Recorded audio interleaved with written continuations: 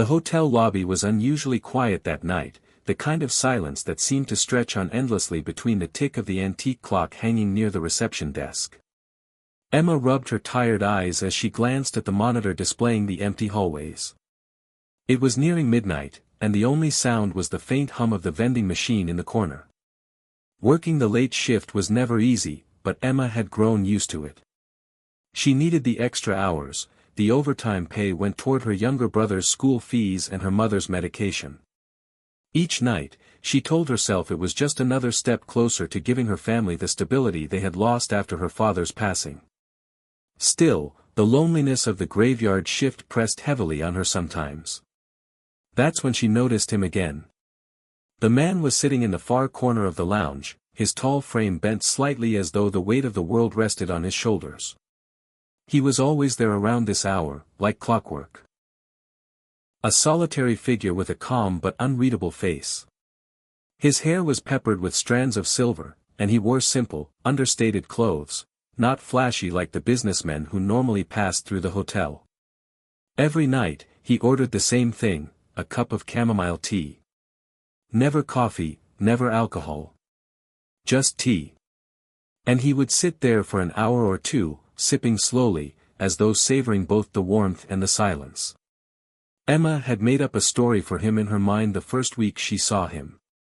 Maybe he was a traveling writer, searching for inspiration. Or maybe he was a lonely widower, finding comfort in the routine of quiet places like this. She thought about asking once, but the heaviness in his gaze stopped her. He seemed like someone who carried invisible scars. Still, kindness was second nature to Emma. So one night, while delivering his tea, she placed a small plate of biscuits beside it. "On the house," she said with a soft smile. The man lifted his eyes from the cup, startled at first, then softened. For the first time, she caught a flicker of warmth breaking through his solemn expression. "Thank you," he said quietly, his voice deep but almost hesitant, as if he wasn't used to being noticed. Emma only nodded, brushing it off. "You always sit here so late. I figured tea is better with a snack." That night, he stayed longer than usual. He didn't say much, but every now and then, she caught him looking toward the reception desk, as if listening to the gentle sound of her typing, as if her presence somehow mattered. Emma didn't know who he really was. To her, he was just another lonely customer, one she pitied enough to offer a little comfort. She never imagined that the man in the quiet corner would turn out to be more important to the hotel, and to her own life, than she could ever dream. The following week, Emma found herself unconsciously looking toward the lounge each time she passed the reception desk. And sure enough, like a silent routine, he was always there, sitting in the same spot, his tea untouched for long stretches as he stared into the dim glow of the chandelier. At first, she thought he might be avoiding conversation. He never initiated a word beyond his order. But one evening, as she set down his cup, he surprised her. "You always work this late?" he asked, his voice low but carrying a genuine curiosity. Emma blinked, caught off guard. Most customers ordered their drinks without caring who served them. "Yes," she replied, trying to keep her tone light. "It's part of the job. Someone has to keep the place running at night." He studied her for a moment, his eyes thoughtful. "But you look too young to be here all night. Don't you have better things to do?" Emma gave a faint laugh, though there was no humor in it. "Better things don't pay the bills." She leaned slightly against the counter, debating with herself before adding, "My mom's health isn't great. My little brother's still in school. So I take all the shifts I can." For a long moment, he said nothing. His fingers curled around the teacup, but he didn't drink. When he finally spoke, his tone had shifted, gentler, softer. "You carry a lot for someone so young," he murmured. "Most people your age run from responsibility. You walk straight into it." His words struck Emma unexpectedly, like someone had seen right through her armor. She shrugged, masking the ache in her chest. "We don't really get to choose our battles. Life decides for us." That made him smile, just slightly, almost reluctantly, as though he hadn't smiled in a long time. That's true. The conversation could have ended there, but instead, it lingered. He began asking little things, questions that surprised her with their depth. What did she want to do if money wasn't an issue? Did she like working in hotels? What books did she read in her rare spare time? Emma found herself answering, cautiously at first, then more freely. She told him about her dream of studying hospitality management properly, of maybe running her own small bed and breakfast someday. She admitted she loved the hotel's quiet nights, even if the hours wore her down. And when she spoke about her brother, how smart he was, how she wanted him to have the childhood she never fully got, her voice grew soft with pride. The man listened intently, as though every word mattered. Not once did he check his watch or look bored. Instead, his gaze stayed steady, absorbing her stories with a patience that was almost healing. And though Emma tried to imagine his story, he gave little of himself away. He never mentioned where he came from, or why he stayed in the hotel night after night. But she noticed how his eyes grew distant when she spoke about family, like her words touched something buried deep inside him. That night, when his tea was finished, he placed the empty cup on the counter and said quietly, "You have a strong heart. Don't ever lose that." Emma blinked, unsure how to respond. Compliments from guests usually felt hollow, but his words seemed different, sincere, weighted. And as he walked back into the shadows of the lounge, she caught herself smiling faintly. For the first time, the hotel's midnight silence didn't feel so lonely. Winter had crept into the city, leaving the hotel's old heating system struggling to keep the drafty lobby warm. Emma sat behind the reception desk that night with her arms folded tightly across her chest, her thin sweater no match for the biting chill. She tried to ignore it, after all, she couldn't exactly leave her post to fetch another layer, but her shivers betrayed her. From his usual corner, the man noticed. His gaze lingered on her longer than usual, and before she realized it, he was standing in front of the counter, holding something in his hands. "Here," he said simply, extending a dark wool scarf toward her. Emma blinked in surprise. "Oh, I can't take that. You'll need it for yourself." He shook his head. "I'll be fine. You're colder than I am." She hesitated, but the sincerity in his voice left little room for protest. Slowly, she accepted the scarf, wrapping it around her neck. The fabric was soft, warm, and faintly carried his cologne, a subtle, elegant scent she hadn't noticed before. "Thank you," she whispered, touched more deeply than she expected. Guests sometimes left tips or polite words, but no one had ever offered her something so personal, so quietly considerate. He only gave a faint nod before returning to his seat. But Emma caught the way his shoulders eased, as though the simple act had lifted something off of him, too.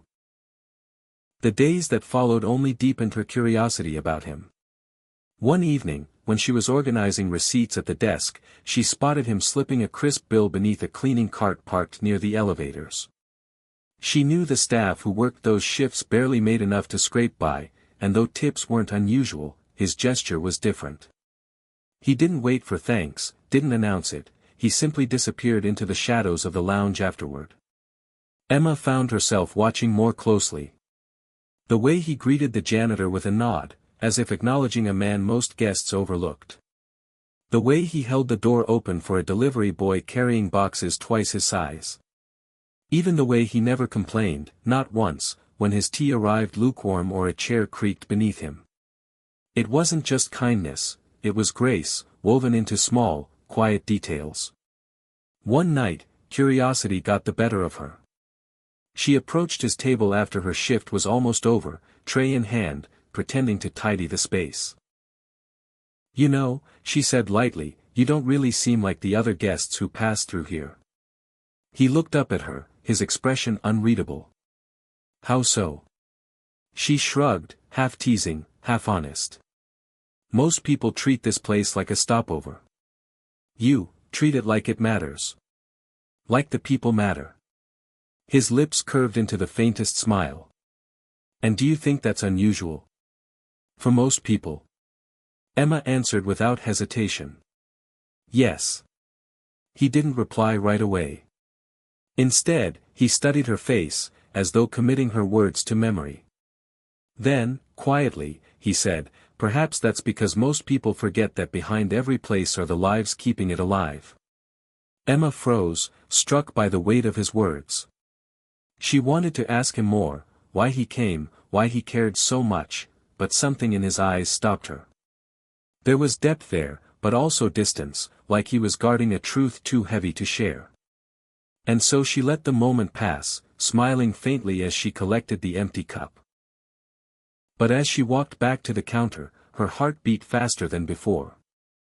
The mysterious man in the corner wasn't just lonely. He was something else, something she couldn't yet name. Emma arrived for her evening shift expecting another ordinary night. She tied her hair back into a neat bun, adjusted her uniform, and checked the logbook at the front desk. But before she could even settle in, she sensed it, an unusual tension crackling in the air. The lobby, usually quiet and relaxed at this hour, was alive with nervous energy. Staff bustled about at twice their normal pace, polishing brass railings, scrubbing windows that already gleamed, and straightening brochures until they were perfectly aligned.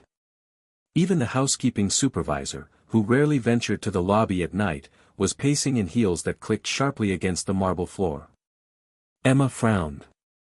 "What's going on?" she whispered to a coworker rushing past. The young bellboy leaned in and whispered back with wide eyes, "Didn't you hear? The owner's here. He's making a surprise inspection tonight." Her eyebrows shot up. The owner? She had worked at this hotel for nearly 3 years and had only heard stories about him. A wealthy man, highly private, who built the hotel from the ground up. The staff spoke of him like a legend, demanding but fair, a man who could make or break careers with a single word. Emma had always imagined someone larger than life, dressed in expensive suits, flanked by assistants. Certainly not someone who would wander into the lobby unnoticed. She tucked a stray strand of hair behind her ear and straightened her uniform, trying to shake off the unease.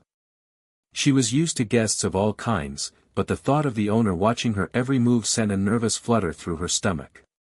Then the glass doors at the entrance slid open. The entire lobby seemed to hold its breath. Managers stood straighter, clerks pasted on their most professional smiles. Emma looked up from the reception desk, her heart thudding in anticipation. And then she froze. It was him. The man from the lounge. The quiet guest who came night after night for tea, who wrapped his scarf around her shoulders, who slipped tips into cleaning carts when no one was looking. He was the owner. Emma's mouth went dry. For a heartbeat, she thought she must be imagining it, but no, the way the staff immediately bowed their heads, the way the managers rushed to greet him, it was undeniable. He belonged here in a way she could never have guessed. He walked with calm authority, his one simple presence now radiating something undeniable. Though his clothes were still understated, his posture carried weight, and his eyes swept the lobby with quiet command. Yet when they landed on her, for just a fraction of a second, the sternness in his gaze softened. Emma's hands trembled as she tried to keep herself composed behind the counter. 1,000 thoughts swirled in her head. Why hadn't he told her? Why spend night after night in the lounge like any ordinary guest? Why let her believe he was just lonely? Her heart pounded with a mix of betrayal, shock, and confusion. The managers continued to chatter at him, pointing out the lobby's recent upgrades, but his attention drifted. With a polite nod, he excused himself from their circle and crossed the lobby. Toward her. Emma gripped the edge of the desk to steady herself, every nerve in her body on edge as his footsteps drew closer. When he finally stopped in front of her, it felt as though the entire room had gone silent. "Miss Emma," he said quietly, his tone different now, measured, formal, but tinged with something almost apologetic. Her heart skipped. How did he know her name? The truth was undeniable now. The man she had pitied, the man she had comforted with biscuits and late-night conversations, wasn't just a guest. He was the hotel's owner. And in that instant, the world Emma thought she knew shifted beneath her feet. The lobby had finally calmed after the whirlwind of the inspection. Managers dispersed, supervisors returned to their posts, and the late-night stillness began to settle again. But Emma's pulse hadn't slowed once since the reveal. She sat stiffly behind the reception desk, trying to focus on the guest registry, but her thoughts tangled in circles. He's the owner.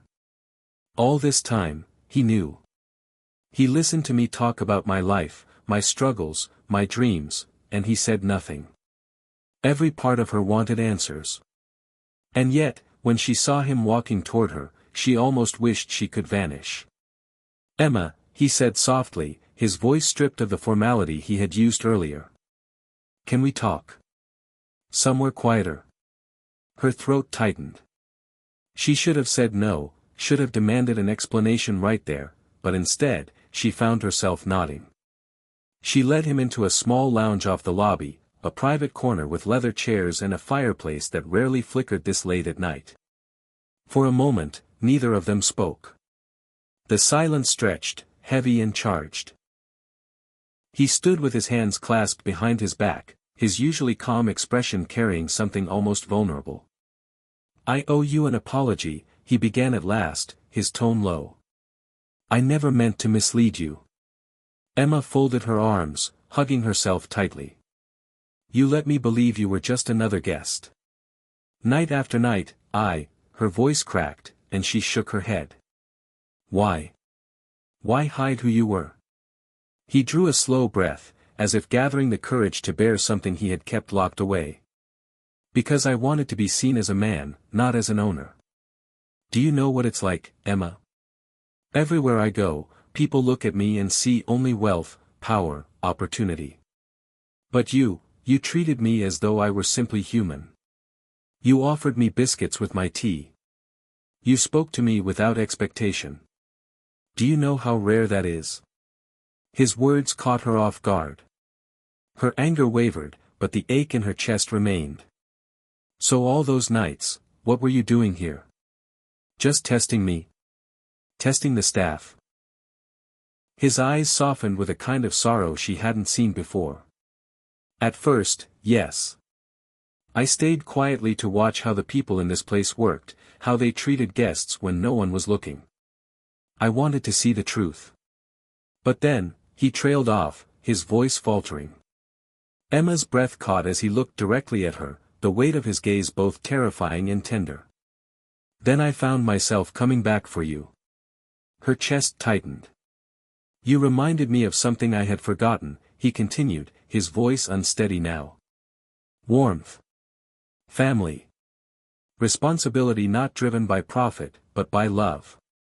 You spoke about your mother and your brother with such devotion, and I realized, this hotel wasn't the home I thought I built. It was just bricks and marble. The people inside it, that's where the soul lives. You reminded me of that. You reminded me what warmth feels like." Emma's eyes stung with tears. She wanted to look away, but his words rooted her in place. She thought back to the scarf he had given her, the tips he had left for staff, the way he had listened so intently to her late-night ramblings. None of it had been coincidence. Her voice trembled as she whispered, "You should have told me." "I know." His shoulders slumped, as though the admission itself cost him. "But I was afraid.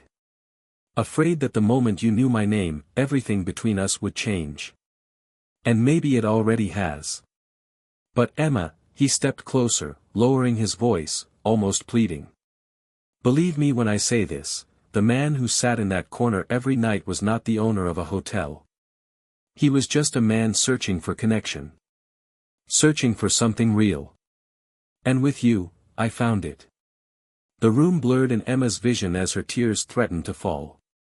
She wanted to cling to her anger, to tell him that secrets ruin trust, but her heart wouldn't listen. Because deep down, she had felt it too, those nights with him were different. Real. For the first time in years, she allowed herself a small, shaky smile. "You're still a mystery to me," she said softly. He returned the smile, faint but filled with relief. "Then let me earn the rest of your answers, one night at a time." The fire crackled in the hearth beside them, its warmth spilling into the silence. And for Emma, the hotel no longer felt like just a workplace. It felt, strangely, unexpectedly, like the beginning of something far more extraordinary.